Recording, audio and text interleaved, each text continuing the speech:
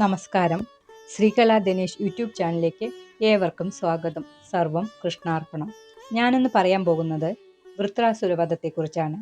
മഹാത്മാവായ വൃത്രൻ ആർദ്രഹൃദയനായി ഭഗവാനെ പ്രാർത്ഥിച്ച ശേഷം പ്രകൃതിബോധം വന്നപ്പോൾ വീണ്ടും യുദ്ധത്തിന് തയ്യാറായി. തനിക്ക് ഈ യുദ്ധത്തിൽ മരണം സംഭവിക്കും. പരമഗതിക്ക് തടസ്സമായ അസുര ശരീരത്തെ എത്രയും വേഗം ഉപേക്ഷിക്കേണ്ടതു തന്നെ എന്ന് നിശ്ചയിച്ച് യുദ്ധം തുടർന്നു. ഇന്ദ്രൻ വൃത്രന്റെ വലതേ കൈയിനെ വജ്രായുധത്താൽ മുറിച്ചിട്ടു. വൃത്തൻ ഒട്ടും തളർന്നില്ല.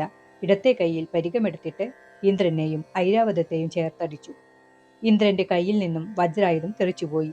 ശത്രുവിന്റെ മുമ്പിൽ വെച്ച് അതെടുക്കാൻ ഇന്ദ്രന് ലജ്ജ തോന്നി. ഉദാരനായ വൃത്തൻ പറഞ്ഞു, ഇന്ദ്ര, നീ ലജ്ജിക്കേണ്ട. ആയുധമെടുത്ത് യുദ്ധം ചെയ്യേ. ശത്രുവായി എന്നെ ജയിക്കാൻ ശ്രമിക്കൂ. ഇപ്പോൾ വിഷാദിച്ചിരിക്കേണ്ട സമയമല്ല. നാമെല്ലാം പരാധീനരാണ്. യുദ്ധത്തിൽ ജയവും തോൽവിയും സംഭവിക്കും. സർവജ്ഞനായ ഭഗവാന് മാത്രമേ ഒരിക്കലും തോൽവിയില്ലാതെയുള്ളൂ. ഓജസ്സും ബലവുമെല്ലാം ഭഗവാൻ തന്നെ. ശരീരമാണ് ജയപരാജയങ്ങൾക്ക് കാരണമെന്ന് വിചാരിച്ചിരിക്കുന്നവർ മൂഢന്മാരാണ്. ഭഗവാന്റെ സങ്കല്പമാണ് എവിടെയും എപ്പോഴും നടക്കുന്നത്. അതറിഞ്ഞ് എതു വന്നാലും സമഭാവനയോടുകൂടി സ്വീകരിക്കണം. എന്നെ നോക്കുക. ഒരു കൈയും ആയുധവും പോയി. പരാധീനനായി നിൽക്കുകയാണ്. എന്നാലും എനിക്ക് വിഷമമില്ല. ഇപ്പോഴും നിന്നെ കൊല്ലാൻ തന്നെയാണ് എൻ്റെ പരിശ്രമം. ജയിക്കുമോ തോൽക്കുമോ എന്നെനിക്ക് നേട്ടമില്ല. സ്വധർമ്മത്തിൽ ശ്രദ്ധ, അവസാനം വരെയും സമഭാവന, ഇതാണ് എൻ്റെ നിഷ്ഠ. അളകൊണ്ട് പഠിക്കാതെ യുദ്ധം തുടരുക. ശത്രുവിൻ്റെ നിഷ്കപടവും ആത്മാർത്ഥവുമായ തത്വോപദേശം ഇന്ദ്രനിൽ ആശ്ചര്യവും ബഹുമാനവും ഉണ്ടാക്കി.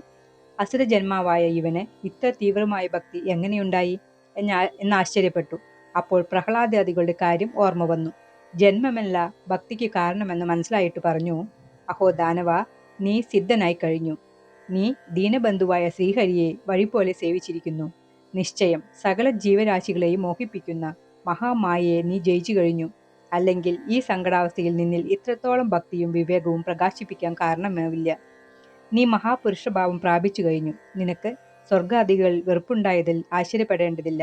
അമൃത സമുദ്രത്തിൽ മുങ്ങിക്കിടക്കുന്നവൻ പൊട്ടക്കുഴിയിൽ കെട്ടിക്കിടക്കുന്ന ചളിവെള്ളത്തെ തിരിഞ്ഞു നോക്കുമോ?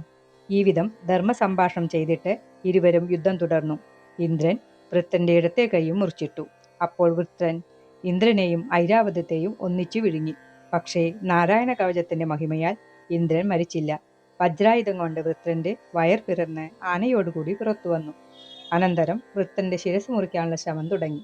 അമോഘമായ വജ്രായുധം അതിവേഗത്താൽ 360 ദിവസം നിരന്തരം പ്രവർത്തിച്ച ശേഷമാണ് ശിരസിനെ മുറിച്ചു വീഴ്ത്താൻ കഴിഞ്ഞത്. വൃത്തശരീരത്തിൽ നിന്നും ഒരു ദിവ്യ തേജസ് പുറപ്പെട്ടു. മേൽപോട്ട് ഉയർന്നുപോയി. ലോകാതീതനായ ഭഗവാനിൽ ലയിച്ചു.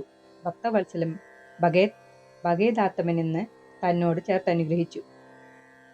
ഇതുപോലെയുള്ള ഭാഗവത കഥകൾ അറിയാൻ ചാനൽ സബ്സ്ക്രൈബ് ചെയ്യുക. ഇഷ്ടപ്പെട്ടാൽ ലൈക്ക് ചെയ്യാനും ഷെയർ ചെയ്യാനും മറക്കരുത്. നന്ദി, നമസ്കാരം.